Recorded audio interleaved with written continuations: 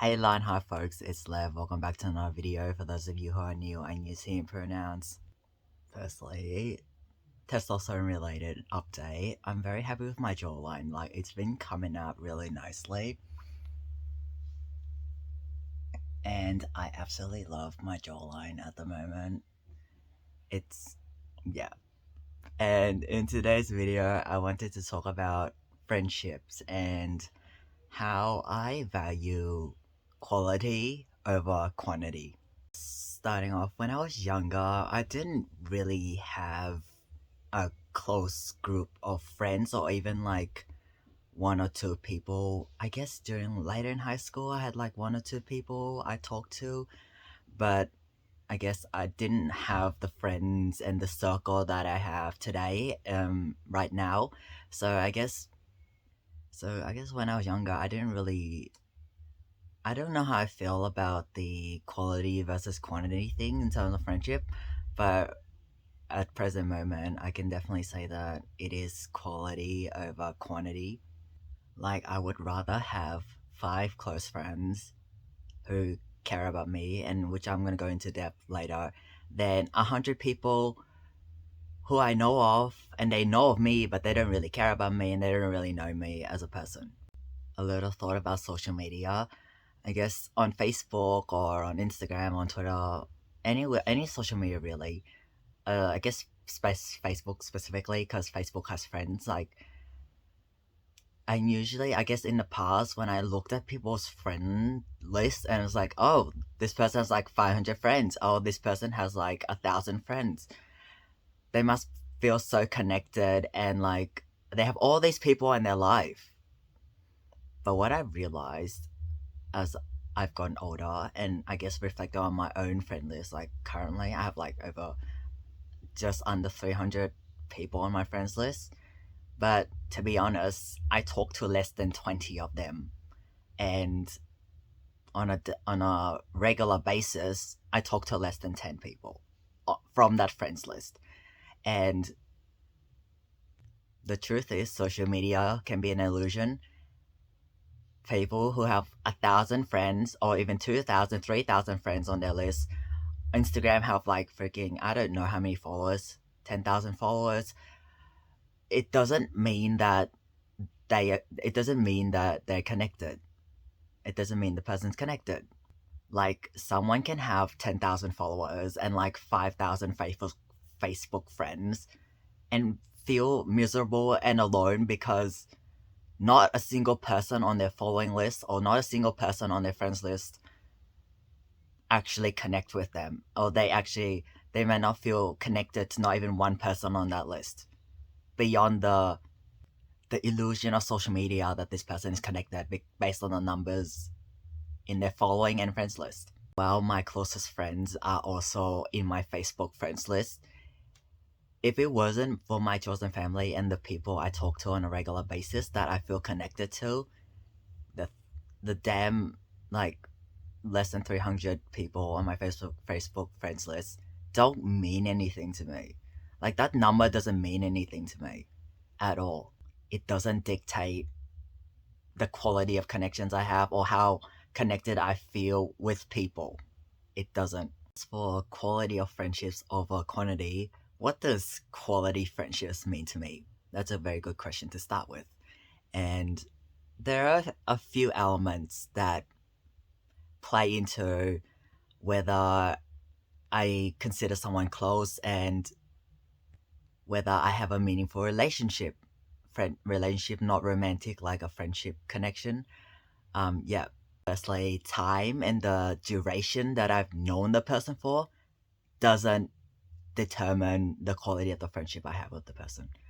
Like, I have people on my Facebook list I've known for over 7 years, but they don't have meaning to me anymore, and I've just known a friend just for over a year. And this person has more meaning to me than the person I've had on my list for over 7 years. So, quality. The first important thing to me is that I feel safe, comfortable, and not censor myself around the person. So basically, I feel safe and comfortable being myself around the person and not having to hide parts of myself, censor parts of myself, change the way I behave, act, present myself just to be liked by the person. Basically, being safe, feeling safe and comfortable to be who I am, be present with my experiences, whether it be good, bad, indifferent, and not feel judged, or that the person is gonna not want to be my friend because I am being me or I'm going through certain things. The friends I have close to me, they've stuck with me through thick and thin. Before I was trans, after I came out as trans, even before I came out as gay, but I had a very long journey with LGBT stuff. So yeah, like nothing has changed. I came out as trans. They don't see me differently. Like they change pronouns and start calling me Lev once I changed my name to Lev and stuff. But it doesn't change how they see me as a person. It's not like, oh Lev, you're trans, okay, I'm not gonna be your friend anymore because I don't like trans people. That's not that's like fake friendships to me. The people who've stuck with me, that is quality friendship because I'm still me and they don't see me any differently because of my identity or certain parts of me. Important part of quality friendships to me is commitment and putting in effort, both people putting in an effort. I've mentioned in a video long ago that one-sided friendships, one-sided connections do not work for me. Like if I am the only person putting in effort and the other person just tagging along for the sake of it, it's not gonna work. It doesn't work long term, and it doesn't go beyond the superficial level because for me, friendships are a two-way street, not a one-way street. If it's and it doesn't work when it's one-way street because we're both going in like we're both clashing with each other, and there will be no give and take. It's just me giving and not getting anything in return. It doesn't work. And if it's a one-sided thing, it's a very clear message to me that the person doesn't really give a shit and I'm not important to them. I'm not worth their time, effort and attention. And that is demonstrated through their behavior, and that tells me that they don't care enough. They don't care about me enough. They don't care about our connection enough to put in the effort, and that it's not worth it to them. So it's like, what is the point of me putting in effort then if this is not going to be a long-term thing and you don't really give a shit? And part of this commitment, which links to loyalty, which is important to me too, part of this commitment is compromise. So sometimes I will give more than I take. Sometimes they will give more than they take.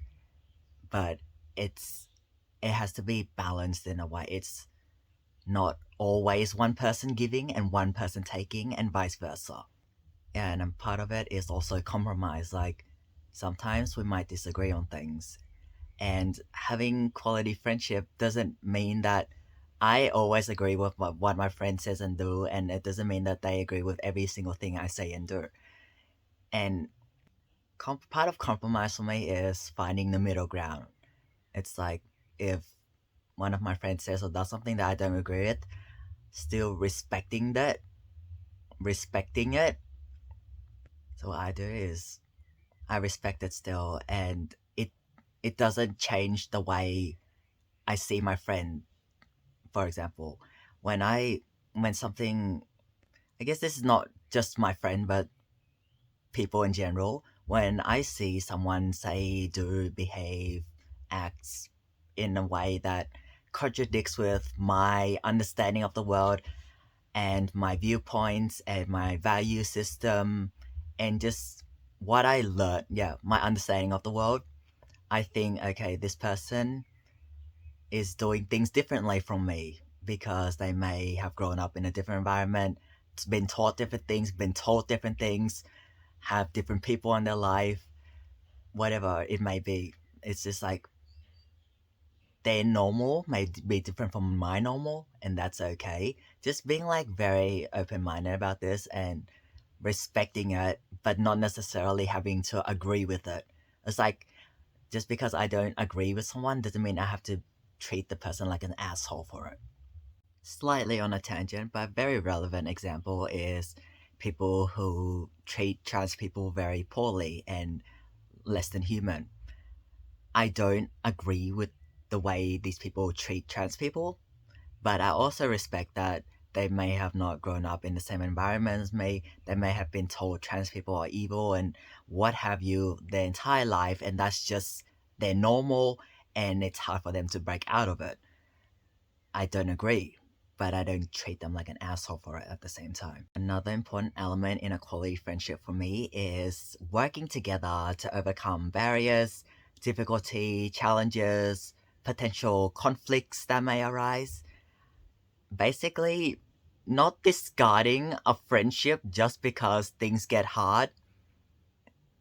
Like, I cannot imagine just discarding of important connection to me just because things get hard. Like, it's like we've been through all of this together, and someone discarding the friendship just says to me, like, you're not really willing to fight for it. You're not willing to fight for this friendship that is important to you. And you're just willing to throw it in the trash like it means nothing to you. Another important thing in friendships is a willingness to learn and acknowledging mistakes and learning from it. We we you probably heard this 10 million times, but we are human and we are not perfect, and it is okay to make mistakes.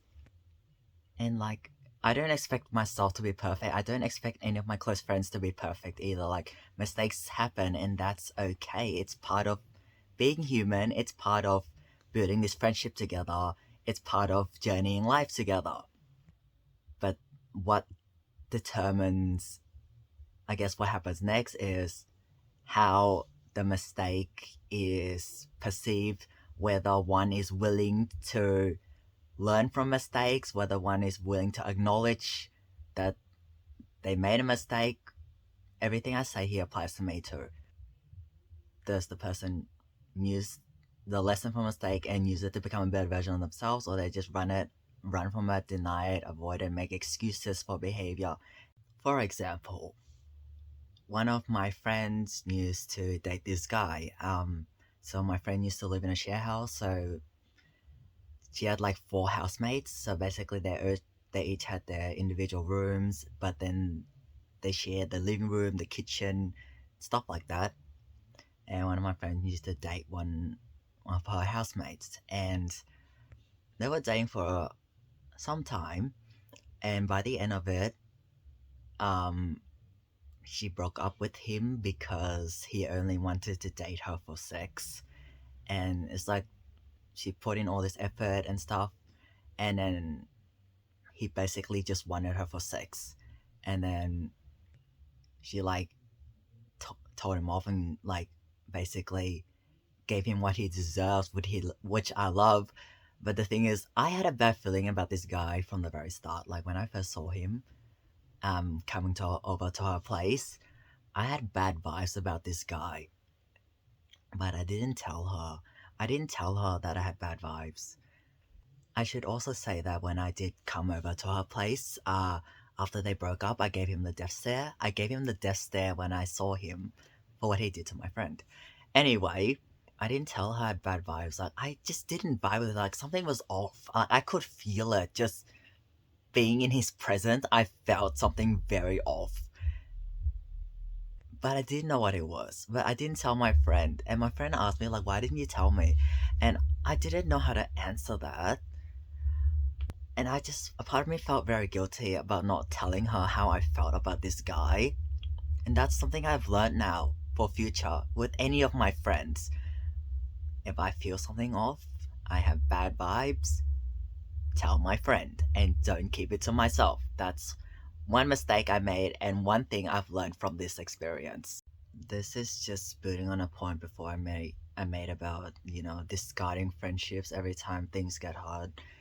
When I build friendships with my chosen family at present, I see these people being in my life for a very long time, like literally till I die. Like with one of my friends, she told me, "You're stuck with me for life now." And then I threw that line back at her. I'm like, "You're stuck with me for life now." We both gladly agree to be in each other's lives forever. And I don't see us going anywhere. I guess with me and my chosen fam and the people I talk to on a regular basis, and I feel the people I feel most connected to, I didn't see us going anywhere from each other's lives. And I like having long term friendships, like deep, meaningful long term connections, rather than short term connections where there's like a changeover every 6 months or a year. Like, I like to journey with the same people through life um, on a long term basis because it's like we grow together. One of the important things to me is growing together. It's like reflecting on the friendships I've had now, especially with my friend I've had a friendship for my friends I've had a friendship for over 7 years now. It's like we met as children. We were both in high school. I had really bad anxiety. I had no idea how to do friendships and everything. Like, and just seeing how much we've grown and bonded over the years as we've both gotten older, as we've both learned more about ourselves and friendship, as we've both grown psychologically and more emotionally mature, just seeing the growth progression is absolutely incredible. And not just this friendship, even at the start of a friendship of friendships I've had for 3 years, there's still like substantial growth that I've noticed. It's like we feel more comfortable with each other than we did 3 years ago. We are talking about things with each other that we didn't talk about 3 years ago. And just doing different activities together, like me and my friend recently doing the escape room, it just like the trust and the connection and the bond we have shines out. It shines in the escape room and us working together as a team to get out. Like there's a lot of subliminal things that I cannot pinpoint right now. It's like a lot of under the surface things that are in the friendship that have helped us bond and grow and are the foundation of what we are standing on today. But I don't know exactly what all these little elements are. I can pinpoint some of it, like trust and loyalty and commitment and not giving up on each other and feeling comfortable and safe around each other. But there's so much more that I have not put words to yet. And maybe in a future video, once I start pinpointing some of these things, I'll talk about it. But there is definitely a lot that goes on into this, and I just don't know what the language is for it right now. This is what I live for. This meaning in friendships is one of the things I live for, and that give me significant fulfillment and long-term fulfillment too. This is what life is about to me, like meaning, finding meaning in the things that are already in my life, in the present moment. It's good to have goals and dreams, but I'm not fixated on neglecting present life for future dreams. Just acknowledging what I have in the present and finding meaning and seeing the meaning in what I already have in my life at the moment. That is one of the things that gives me fulfillment. Thanks for watching, folks, and I will see you in the next video.